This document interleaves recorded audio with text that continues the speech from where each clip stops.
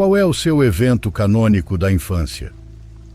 Aquele que, quando você lembra, pensa: isso marcou o resto dos meus dias como criança. Eu vou te contar algo que aconteceu comigo e com alguns amigos. Acho até que posso dizer que esse evento fez com que até hoje a gente continue sendo amigos.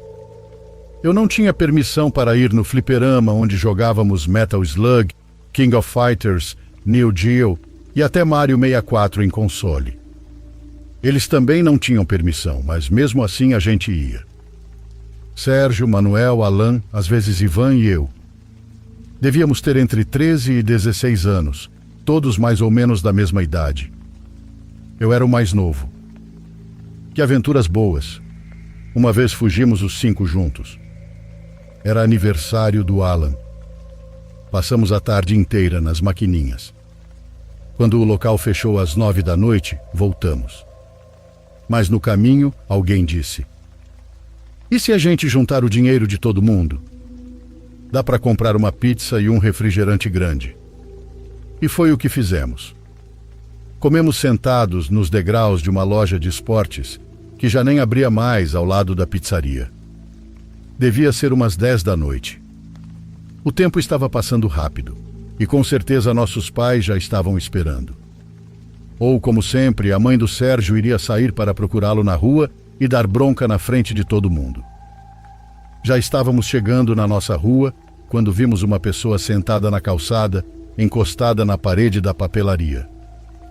Estávamos distraídos, mas eu vi.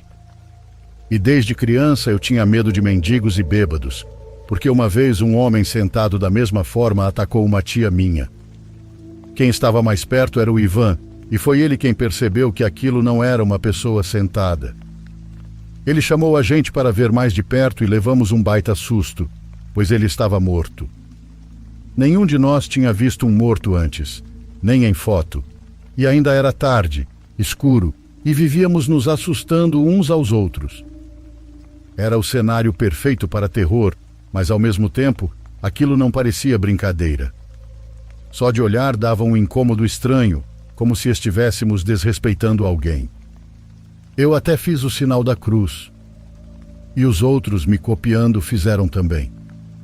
Naquele momento eu não tinha como saber, mas olhando agora, posso dizer que o homem devia ter morrido há uns 4 dias. E com certeza ele não morreu ali. Aquela rua era muito movimentada, e ele não ficaria nem 2 horas sem alguém perceber um corpo. Talvez uma madrugada inteira, mas jamais 4 dias. Ele estava com o rosto inchado, pele cinza, olhos esbranquiçados e sem brilho, sangue seco escorrendo do nariz, boca aberta e cheia de moscas. E tinha um cheiro. Ficamos no máximo 10 segundos ali. Mas minha mente registrou uma imagem perfeita, como se fosse uma foto que nunca mais esqueci. Um de nós fez um som de susto com a boca e todos saímos correndo. Muito valentes, né? O único que não fugiu foi o Alan, que depois ficou tirando sarro da gente, dizendo que éramos uns fracos. Na verdade, ele não podia correr, pois tinha um problema sério nos ossos. Hoje, por sorte, ele já foi operado e vive bem melhor. Cheguei em casa e, claro, não contei nada. Levei bronca por chegar tarde, mas quando eu disse que era aniversário do Alan, me deram um desconto. Consegui dormir mesmo depois de ter visto o cadáver. Mas assim que peguei no sono, comecei a sonhar com ele. Sonhei que andava pelas ruas e em qualquer lugar que eu fosse, lá estava aquele homem em cada esquina. Era como se ele estivesse me seguindo, só que se adiantava. De manhã acordei de repente com a sensação de que alguém me observava. Me levantei assustado, mas era só minha mãe. Ela me contou que por volta das 3 da manhã, alguém bateu na porta. Todos estavam dormindo e eu não ouvi. Mas ela ouviu e foi ver. Era um homem procurando um garoto, dizendo que ele tinha roubado a bolsa dele. Minha mãe disse que não deixou ele terminar de falar, ameaçou ligar para a polícia e, como ela era amiga de um patrulheiro da época, sempre vinham rápido quando ela ligava. Ela bateu a porta na cara dele porque ele tinha um aspecto estranho, cheirava mal e estava cheio de moscas. Ela não me contou isso naquela época, para não me assustar, mas depois ela disse que quando fechou a porta, ficou rezando um Pai Nosso e beijando a imagem da Virgem durante a noite inteira. Ela jurava que era um morto quem havia batido na porta. Então ela me olhou nos olhos e perguntou: "Mas por que ele te procurou? Que bolsa você roubou?" Eu fiquei sem palavras. Não sabia o que dizer. Aquele morto tinha uma bolsa, mas eu não toquei nela. Então lembrei do Alan. Claro, o Alan ficou. Ele não correu. Eu tinha certeza de que aquele homem estava morto. Então, como ele se levantou? Como sabia onde eu morava? Por que não bateu na casa do Alan? Quando nos encontramos os 5, adivinha? O morto não foi só na minha casa. Também foi na do Sérgio, e a mãe dele bateu nele com varinha achando que era ele aprontando. O Alan estava calado, até que perguntamos: "O que você pegou do morto?" Então Alan tirou um maço de dinheiro. Eram cerca de 100 ou 200 notas de todo tipo. Eu nunca tinha visto nem 50 conto na minha mão naquela idade. Ele deu 100 para cada um e ficou com o resto. "Vamos para o fliperama, eu pago tudo", disse ele. Pegamos um táxi, fomos a um shopping, entramos no cinema, compramos pipoca e refrigerante. Depois fomos a um fliperama enorme com jogo de basquete, pistolas d'água, martelos, tudo. Ninguém perguntou nada ao Alan, talvez porque ninguém queria estragar aquele dia maravilhoso com respostas que ninguém queria saber. O Alan ainda tinha muito dinheiro na mochila. Ele gastou bastante, mas guardou o resto. E com esse dinheiro pagou a cirurgia 2 anos depois. Eu fico feliz que tenha terminado bem para nós. Mas ao mesmo tempo fico constrangido em saber que tivemos um dia incrível, cheio de extravagância, graças ao dinheiro de um homem morto. Só que não acabou aí. O morto bateu na minha porta uma segunda vez. Minha mãe abriu e dessa vez eu acordei porque ela gritou. O homem estava em estado avançado de decomposição, mas eu não ia dizer. "Vai procurar o Alan, ele tem o resto do dinheiro." Eu até pensei nisso, mas fiquei com medo de que ele fosse lá matá-lo. Aquela foi a última vez que o morto apareceu. Eu tive que confessar tudo para minha mãe, porque como ela iria aceitar algo como: "Eu não sei por que um morto vem me procurar de madrugada." Levei minha mãe até o local onde tínhamos visto o corpo. Ela derramou 1 litro de água benta, azeite, e rezou sem parar. Não sei se funcionou, mas de fato, aquele morto nunca mais voltou para assustar a minha mãe.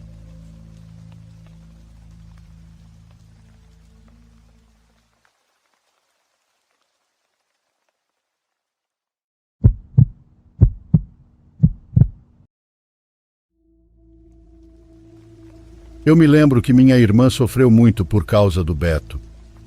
Ela sabia desde o começo que ele era infiel, mas ela se fazia de boba porque gostava muito dele, e ele prometia que ia mudar. Minha irmã sabia que aquele desgraçado nunca iria mudar, sabia porque vivia seguindo ele para todo lado. Checava o telefone, as calças, às vezes o seguia escondida ou pedia para as amigas ficarem de olho. Por exemplo, Marta, uma das amigas dela, morava perto de onde o Beto trabalhava e às vezes ela dava umas voltas por lá e depois contava tudo para minha irmã. Minha irmã era tóxica, mas ele também era, então os dois eram perfeitos um para o outro, para ser bem honesto. Uma vez o cara deixou ela esperando em casa, disse que ia passar para buscá-la para irem a uma festa, mas nunca apareceu. E você acha que isso ia impedir minha irmã? Ela foi mesmo assim, nem sabia onde era a festa, mas saiu para procurar meio que sem rumo. Eram umas 9 da noite. Eu disse para ela não ir ou que eu iria junto, mas bem grossa ela mandou eu ir para casa do caralho. Na manhã seguinte, ela me contou tudo o que vou te contar agora. Ela saiu sem destino, caminhou até a rodoviária e foi fazendo ligações. Tem gente que é muito boa em rastrear, e minha irmã era uma delas. Em minutos descobriu mais ou menos onde era a festa, não o endereço exato, mas a região. Então ela foi rapidinho na direção do Bambu. Bambu é uma área complicada, bem conflituosa a maior parte do dia. Muita gente passa por ali porque é a entrada principal para quem vem de fora trabalhar. Também é perigosa em vários sentidos. Tem muitos veículos, muitas pessoas mudando de transporte, vendedores de rua, muito barulho, mas também com várias ruas bem vazias. Enquanto tentava achar direitinho onde era a festa, ela já estava indo no ônibus nessa direção. Claro que no caminho, começou a imaginar que ele com certeza estava com tal mulher, porque essa morava ao final da cidade. Ela chegou na estação terminal de ônibus e vans por volta das 23 horas. Nesse momento, ela já sabia perfeitamente onde era a festa. O problema era que ela não fazia ideia de como se locomover ali, porque aquela nunca foi a área dela. Assim, pegou um táxi pedindo para levá-la até Rio dos Remédios. A festa ficava a algumas ruas dali. Para azar dela, não conseguiu chegar direto, porque o celular ficou sem bateria. Tinha acabado com a investigação que fez no caminho. Mesmo assim, não era difícil achar a festa. Dá para perceber pela galera fumando do lado de fora, pelos carros na rua ou pelo som da música estourando nas caixas. Minha irmã desceu do táxi e começou a caminhar. Estava muito bem arrumada, pois tinha ficado pronta esperando aquele idiota ir buscá-la. As ruas estavam tão vazias que ela começou a sentir algo estranho. Segundo ela, era como se estivessem olhando, como se alguém estivesse seguindo, se escondendo e observando. Talvez não tivesse ninguém, mas você sabe exatamente qual sentimento é esse. É quando você está num lugar que deveria ter movimento, mas não tem. Ela disse que só dava para ouvir o som do salto do próprio sapato e nada mais. Ela estava preocupada porque prestava atenção para tentar ouvir a música alta da festa, mas nada. Ela virou numa rua e saiu numa outra que parecia que já tinha passado antes. A cada 10 passos, ela checava o celular, esquecendo que estava descarregado. Já não sabia nem onde ficava o córrego, já não se ouvia os carros que às vezes passavam correndo por Rio dos Remédios. Que lugar estranho para ter uma festa, ela pensava, tentando não entrar em pânico nem aceitar que estava perdida. E tudo isso por causa daquele desgraçado do Beto. Eu não nego, pois já fiz besteira por amor também. Que levante a mão quem nunca. Perdida ela não estava, porque você não consegue se perder de verdade no interior. Você encontra alguém, pergunta onde fica o ponto de ônibus e pronto. Mas segundo ela, não havia ninguém para perguntar, e ela não queria o ponto de ônibus. Ela queria saber onde aquele miserável tinha se enfiado, por que a deixou esperando e por que desligou o celular. Ela deu tantas voltas por tanto tempo que começou a sentir que já era hora de voltar. Não tinha como saber a hora exata, mas parecia ser depois da meia-noite. Foi então que ela encontrou uma moça sentada na calçada. A moça também estava bem arrumada e talvez tivesse algo a ver com a festa. Minha irmã perguntou, e a moça disse que não fazia ideia. Então minha irmã contou que o namorado a tinha deixado plantada e que com certeza ele estava por ali com outra. Segundo me disse, estava esperando que a moça sentisse empatia e a ajudasse. A moça ficou sentada, desinteressada o tempo inteiro. Só levantou o olhar e perguntou para minha irmã se ela já tinha visto que horas eram. Disse com um tom de julgamento, como se ela mesma não estivesse na rua naquela mesma hora, provavelmente fazendo algo tão questionável quanto minha irmã. E o ônibus, amiga? Minha irmã perguntou. Com o mesmo desânimo, a moça respondeu que ela teria que caminhar muito para pegar ônibus àquela hora e que não havia ponto geral por perto. Aquilo não ajudou em nada, na verdade começou a gerar desespero na minha irmã. Então ela agradeceu e virou as costas para ir embora. Não fique rastejando por ele, disse a moça. Minha irmã nem respondeu. Claro que era um bom conselho, mas um que ela não estava disposta a ouvir. Beto está te traindo. Minha irmã parou na hora, pois ela nunca tinha dito o nome dele. Virou confusa e ao mesmo tempo furiosa com "Como você sabe o nome dele?", quase escapando da boca. Mas quando olhou, a moça não estava mais lá. Não havia ninguém na rua nem na calçada. Não passou carro, nenhuma porta de casa abriu ou fechou. Minha irmã jurou pela nossa avó que quem falou com ela era um fantasma. Isso deu um medo sem igual nela, e naquele instante ela ficou bem convencida de que era melhor deixar para fazer o escândalo no dia seguinte. Era bem melhor, em vez de ficar procurando um traidor pelas ruas sombrias, que naquela hora da madrugada pareciam tenebrosas. Ela caminhou na direção onde sua intuição dizia que era a avenida. Acho que ela viu um carro passar ao longe. Minha irmã tinha dinheiro para pegar um táxi, mas direto para casa. A grande tonta levava bastante dinheiro porque já trabalhava e ainda vivia pagando tudo para aquele sujeito. E sua intuição nunca falhava. Assim como tinha certeza de que ele não foi buscá-la porque estava aprontando, também adivinhou qual era a avenida. Ali poderia esperar um táxi ou seguir caminhando até outra avenida maior. Ou, quem sabe, tentar uma última vez achar a festa, mas dessa vez sem se afastar tanto. Foi nesse momento que ela viu a moça com quem tinha tido aquela interação decepcionante, a mesma que jurava ser um fantasma. A viu parada na beirada da calçada, a umas 2 ruas de distância de onde a tinha visto antes. E ali, ela não parecia nada com um fantasma. Estava com o corpo bem à mostra e dava para ver que era bonita. Minha irmã tinha percebido isso desde o início, mas como tinha pego raiva dela, fingiu que não notou. Passou um carro e a moça fez sinal. Ela era trabalhadora da noite. Minha irmã viu confusa que o carro diminuiu a velocidade de uma só vez e tudo se apagou. O motorista parecia apavorado. Minha irmã também começou a se assustar. O homem, nervoso, não conseguia ligar o carro e fazia o sinal da cruz sem parar, até que finalmente conseguiu dar partida e foi embora. Minha irmã também saiu dali. Pelo visto, ela não estava vendo o mesmo que o motorista via, e aquela cena estranha estava provando isso. De longe, ela ouviu a mulher gritar o nome dela.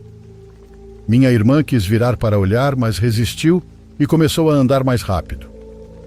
Depois tirou os sapatos e saiu correndo pela rua. Chegou um momento em que ela virou, porque sentiu claramente que a mulher estava vindo atrás dela, descalça também. Ela virou, mas não viu ninguém na avenida. Isso lhe deu muito medo. A essa altura ela já nem estava pensando mais no namorado. Agora estava alerta, morrendo de medo de encontrar de novo aquela mulher. Sua vontade era chegar logo em casa e então, como se o céu tivesse aberto, ela ouviu o som de caixas de som estourando. Andou mais um pouco e viu uns caras urinando atrás de um carro e depois um grupo carregando um engradado, garrafas, refrigerante e uma bola de gelo. A festa estava ali. Sabe o que ela fez? Sentou no capô de um carro, tirou de dentro da bolsa suas coisas de maquiagem e em 1 minuto arrumou o rosto, o cabelo, colocou os sapatos novamente e caminhou em direção à festa. Preparada para fazer um drama. Preparada para criar um escândalo monumental. Bom, ela não me disse isso, mas todo mundo sabe muito bem o motivo de ela estar ali. Era numa casa, exatamente como ela imaginava. Lá estavam quase todos os que sempre via. Um dos amigos do Beto a viu na entrada e pareceu que tinha visto o diabo. Pegou o celular na hora e com certeza ligou para ele. Outro amigo do Beto a viu, voltou por onde tinha vindo, provavelmente para avisá-lo. Minha irmã seguiu ele e deu de cara com o próprio Betinho. Ele ainda conseguiu deixar a mulher com quem estava antes de aparecer. O cara foi rápido. Saiu imediatamente para o lado de fora para que ela não fizesse cena na frente de todos. Eles discutiram por um tempo sem chegar a nada, com ele se fazendo de vítima como sempre. Até que o dono da casa se aproximou e disse algo no ouvido dele. Os dois então entraram na casa, fecharam a porta e ela ouviu a chave virar 2 vezes na fechadura. Deixaram minha irmã falando sozinha. E desculpa, mas bem feito. Quem mandou ficar correndo atrás? Era óbvio que ele estava com outra. Para que precisava de mais explicação? Mesmo assim, ela ficou um tempo do lado de fora, pensando no que fazer. Por sorte, conseguiu se acalmar depois de uns 10 minutos chorando. Então decidiu ir embora, e desde que fecharam a porta na cara dela, ela percebeu que tinham aumentado o volume da música. Certamente para abafar caso ela gritasse ou voltasse a bater. Ela já estava indo quando ouviu alguém chamá-la. Era uma mulher da casa ao lado, espiando pela fresta entre o portão e a parede. Minha irmã se aproximou, parou, depois se afastou. Era a terceira aparição da mesma moça bonita. Minha irmã foi embora correndo até a esquina e só desacelerou quando teve certeza de que ninguém estava atrás dela. Ela andou por mais de 1 hora e chegou em casa por volta das 4 da manhã. Eu, sinceramente, nem percebi. E minha mãe, por milagre, também não. Acho que ela nem soube que minha irmã ficou fora até tão tarde. Minha irmã me contou tudo apenas porque eu perguntei por que ela parecia não ter dormido nada. Eu sei que ela confia em mim, mas acho que algo assim, em condições normais, ela não teria me contado. Naquele dia ela parecia precisar desabafar, e eu sinto que ela estava tão abalada pelo que viu, que os sustos a faziam tremer a qualquer momento. Acho até que ela se arrependeu de me contar, porque algo inesperado aconteceu depois. Minha irmã passou o dia seguinte mandando mensagem para aquele cara. Eu juro que tenho certeza que ela seria a primeira a pedir desculpas, mas ele não respondeu nenhuma mensagem, nem ligações, por 3 dias seguidos. Até que ficamos sabendo que ele havia sido assassinado, junto com uma mulher que estava com ele. Disseram que foi roubo, mas depois de 1 semana acharam as carteiras e os celulares intactos, jogados atrás do matagal. Um dia minha irmã me disse, sem olhar nos meus olhos, que eu não fosse pensar que ela tinha algo a ver com isso.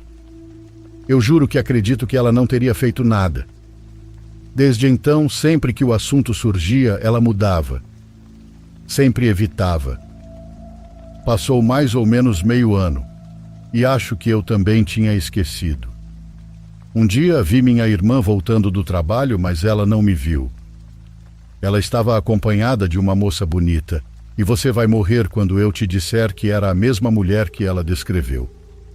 A que apareceu na festa em que ela ia. Eu não sabia o que pensar. Eu estava caminhando atrás delas, não seguindo, mas prestes a chamá-la, quando a moça que estava com minha irmã percebeu meu olhar e virou. Quando me viu, pareceu assustada, disse algo para minha irmã e se afastou, se escondendo na entrada de uma casa. Eu fiquei arrepiado. Por quê? Por que alguém se esconderia de mim? Minha irmã parou, me olhou, depois olhou para onde a moça tinha se escondido. Eu a alcancei e ela me cumprimentou como se nada tivesse acontecido. Eu procurava a mulher com quem ela estava, mas não a vi. Não havia lugar para ela ter entrado. Aquilo me deu calafrios. Perguntei à minha irmã, mas ela fingiu que não entendeu. Eu não sei o que pensar. De alguma forma, sinto que alguém está acompanhando ela, mas explicação? Bom, não tenho nenhuma.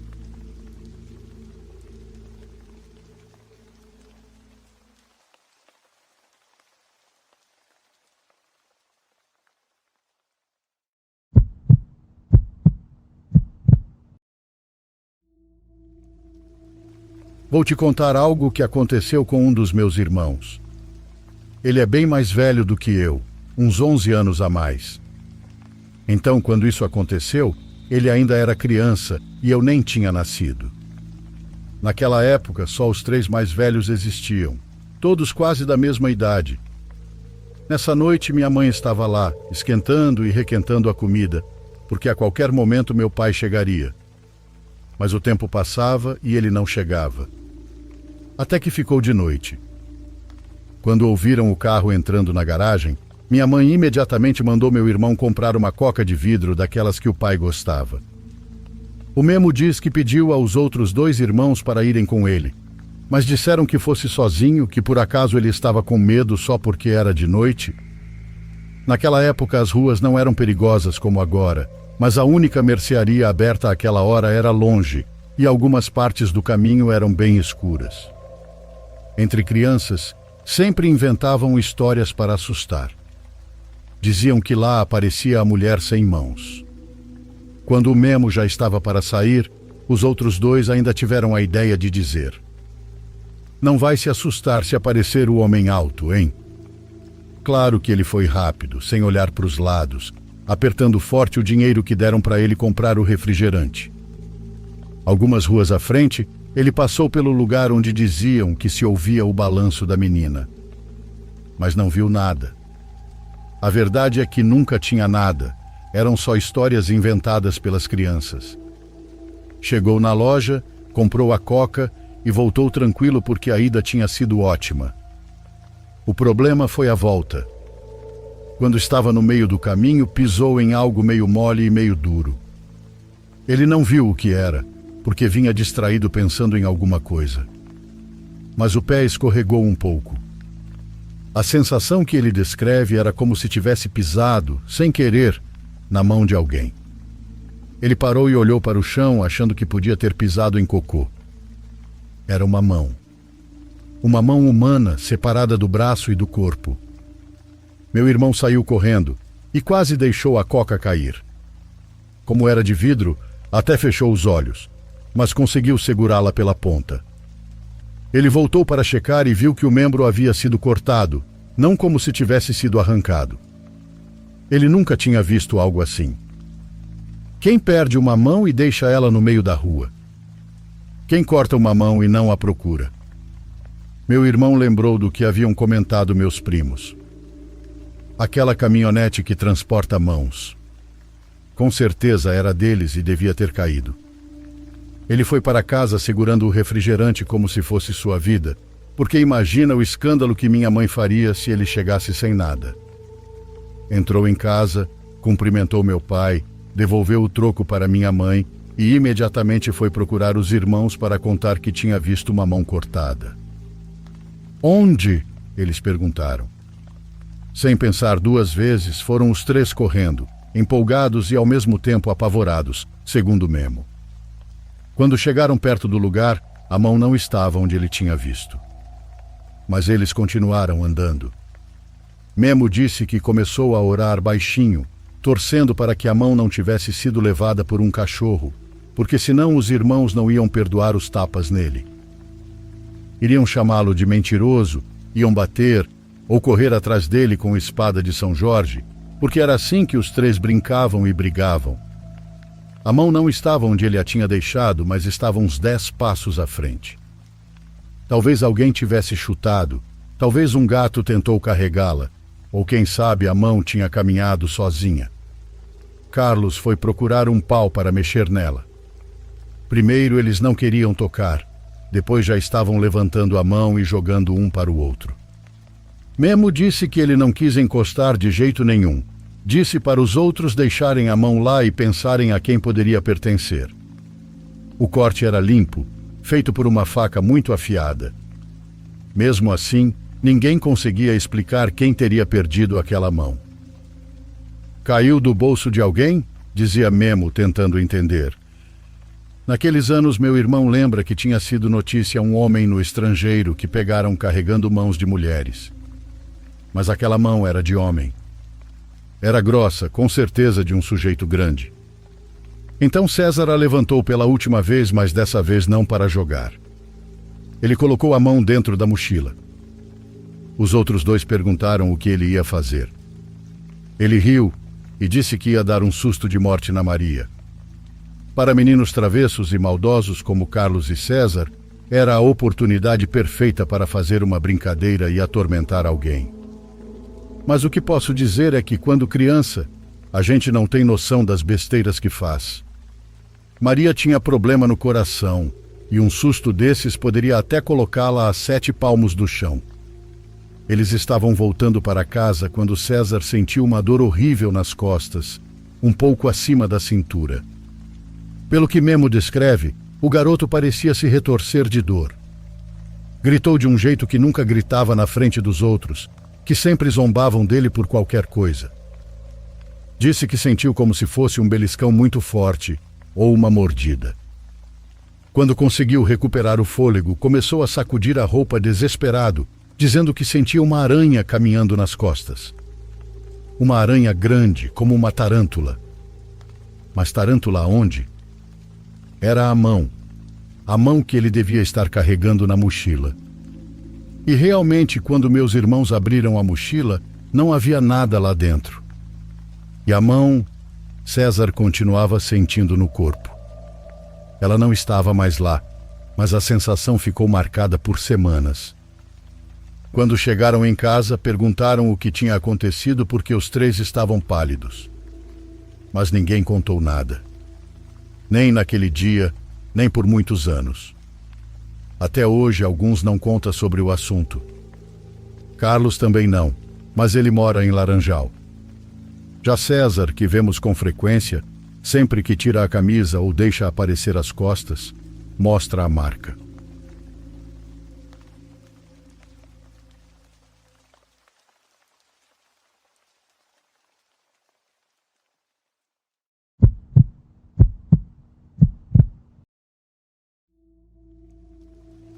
Quando eu estudava na universidade, morava com duas amigas.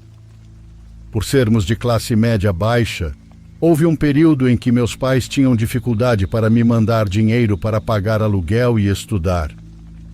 Então decidi conseguir um emprego de meio período para que nem eu passasse necessidades, nem meus pais tivessem que se sacrificar mais. Na verdade, uma das minhas colegas de quarto trabalhava como babá aos fins de semana, cuidando de crianças. Ela me incentivou a tentar também, dizendo que era um trabalho simples e, principalmente, muito bem pago. Quando decidi tentar, ela me recomendou para várias famílias com filhos pequenos. Rapidamente, uma delas pediu meus serviços. Mesmo sem experiência, achei uma boa ideia. Meu primeiro trabalho como babá foi estranho e complicado. Não por causa do comportamento do menino que eu deveria cuidar, mas pelas atitudes e pelos comentários dos pais que me contrataram. A primeira coisa que notei ao chegar naquela casa foi que havia muitas figuras de duendes.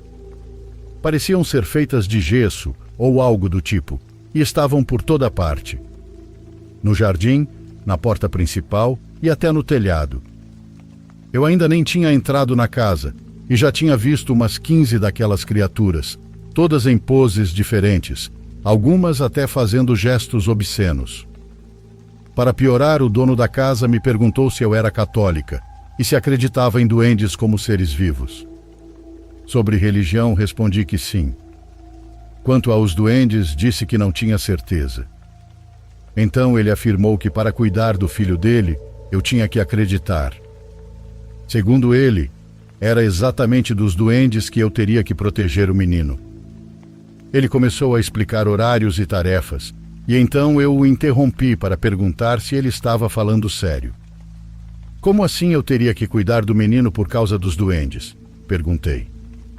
Ele me olhou nos olhos e disse que não estava brincando. Os duendes eram reais para eles. Era por isso que precisavam de uma babá. Eles precisavam viajar aquela noite para uma reunião em outra cidade e não poderiam levar o filho, mas também não podiam deixá-lo sozinho com os duendes.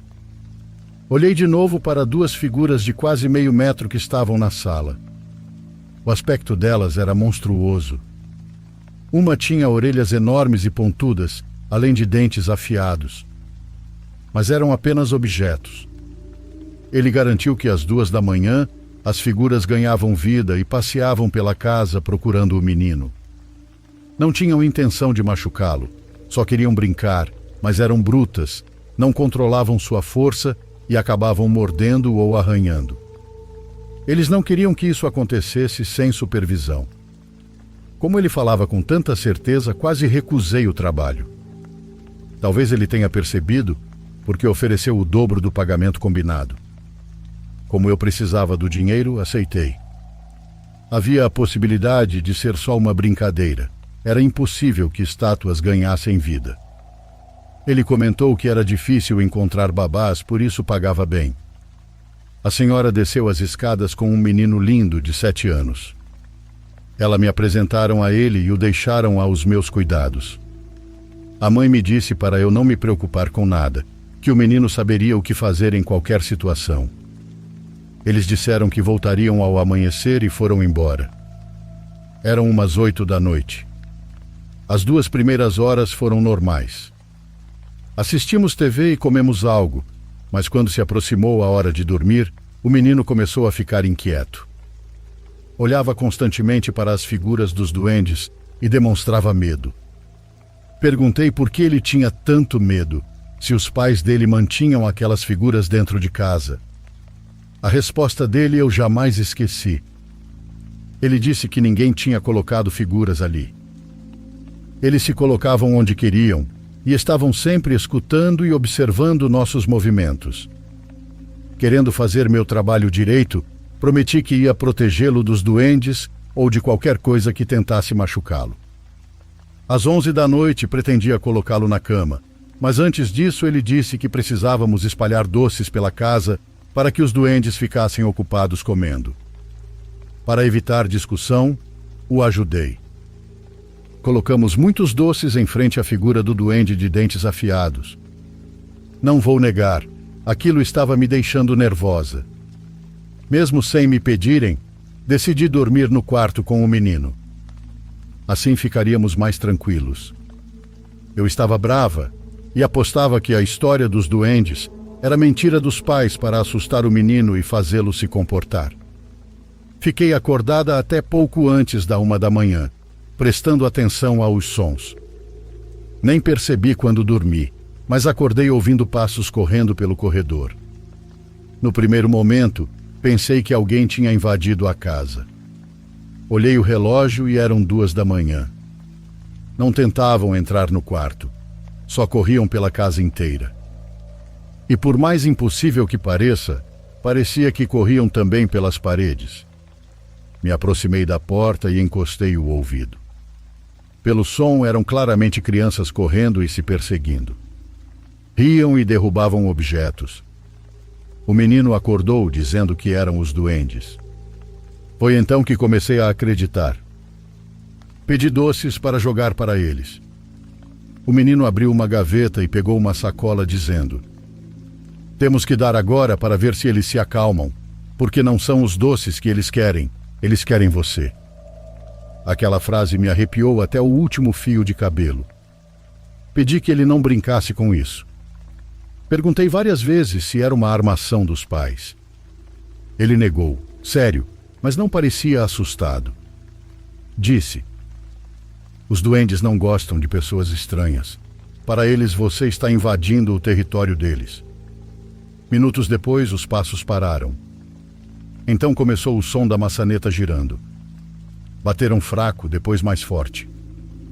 Meu coração disparou. Perguntei quem era e, como resposta, mais pancadas. Gritei para o menino pedir que fossem embora. Ele desceu da cama, ficou diante da porta e disse a eles que eu era apenas uma babá, que só estaria ali naquela noite e nunca mais voltaria. Pouco a pouco, os golpes foram diminuindo até que pararam. Não dormi o resto da noite. Nada mais se ouviu, mas eu não conseguia tirar os olhos da porta. Ficava imaginando o aspecto horrível daquelas criaturas. As horas pareciam não passar. Quando amanheceu, os pais chegaram. Meu alívio foi imediato. Ao sair do quarto, não havia nenhum doce. Eles perguntaram como foi, e eu disse que bem. Foram até o menino, o examinaram e o homem me pagou. Saí praticamente correndo daquela casa, jurando que nunca mais voltaria. No apartamento, contei tudo à minha colega. Ela foi sincera. Disse que nunca aceitou trabalhar naquela casa por causa das histórias que as outras babás contavam, mas achava que eram exageros. Então me explicou que, segundo diziam, aquele terreno era o único onde os pais conseguiram construir, mas havia uma advertência de que era guardado por duendes. Diziam ainda que eles nunca compraram nenhuma estátua e que elas foram se materializando, em diferentes momentos e lugares pela casa. Demorei mais de 2 meses para aceitar outro trabalho como babá. Por mais de 2 anos cuidei de crianças à noite, mas nunca mais passei por algo parecido.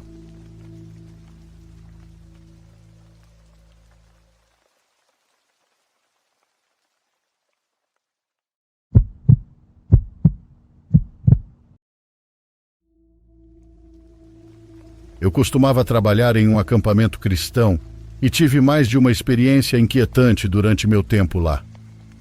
Apesar de algumas coisas que presenciei terem sido perturbadoras e difíceis de explicar, nenhuma delas foi assustadora o suficiente para me fazer arrumar minhas malas e ir embora. Na verdade, algumas das melhores lembranças da minha adolescência aconteceram no verão em que trabalhei naquele acampamento. O evento que vou compartilhar agora, no entanto, definitivamente não está entre essas boas lembranças. Nas primeiras semanas de treinamento e orientação, todo o pessoal era obrigado a permanecer no acampamento dia e noite. Depois dessa semana inicial, cada cabine recebia 2 funcionários, um monitor experiente e um integrante novo.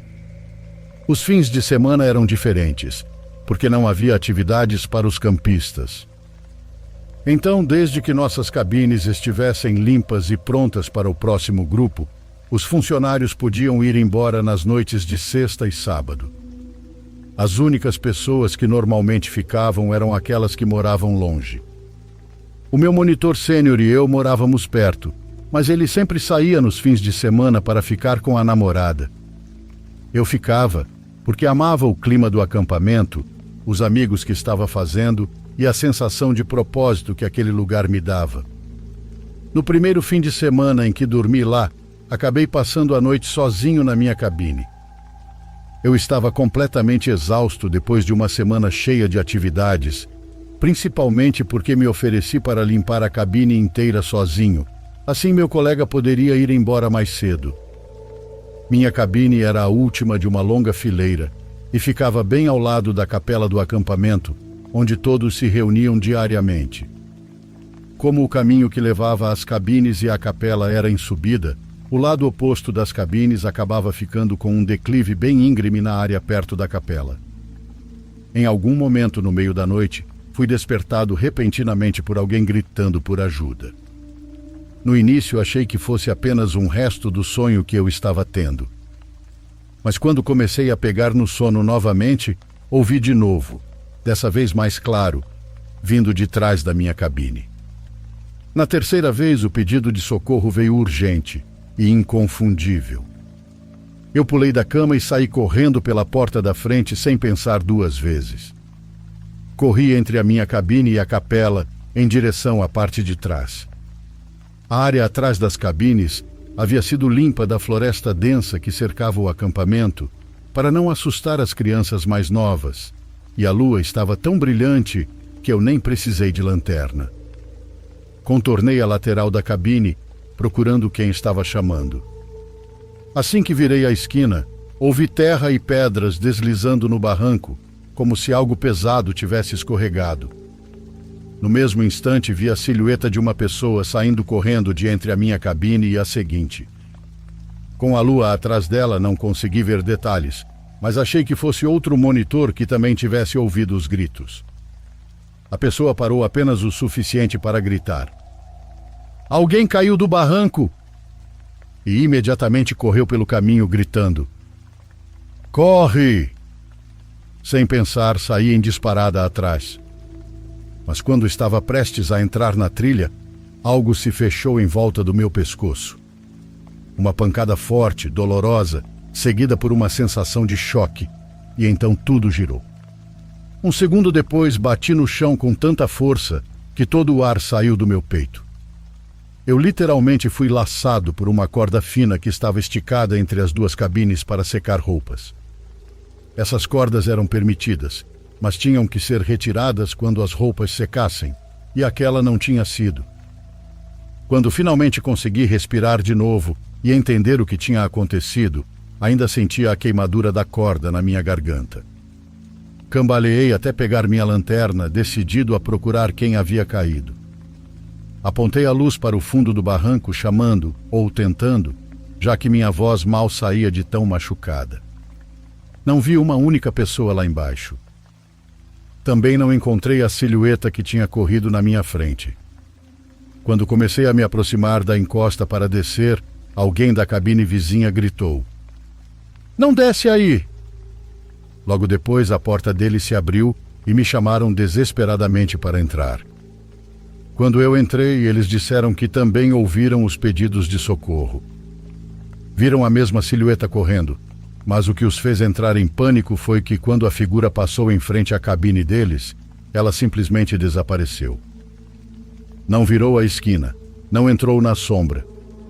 Sumiu. Depois disso, eles ouviram o barulho de eu batendo na corda e caindo. Foi aí que caiu a ficha. O que quer que estivesse me chamando não queria que eu ajudasse alguém. Queria me levar até o barranco. Se a corda não estivesse ali, era bem possível que eu tivesse perdido o equilíbrio no barranco solto e caído. Não houve mais nenhum som naquela noite. Eu fiquei deitado na cabine deles, repetindo mentalmente tudo, agradecendo por não ter despencado do barranco e por não ter tido o pescoço quebrado. Na manhã seguinte, fui até o local onde ouvi o deslizamento. No fundo, encontrei uma pedra enorme e pude ver o rastro que ela fez ao cair. Esse era o barulho que eu tinha ouvido. O inquietante era que a pedra parecia estar ali há muito tempo, como se algo tivesse empurrado ou arrancado ela do lugar. Até hoje eu não sei o que vi naquela noite, nem o que me fez correr tão cegamente.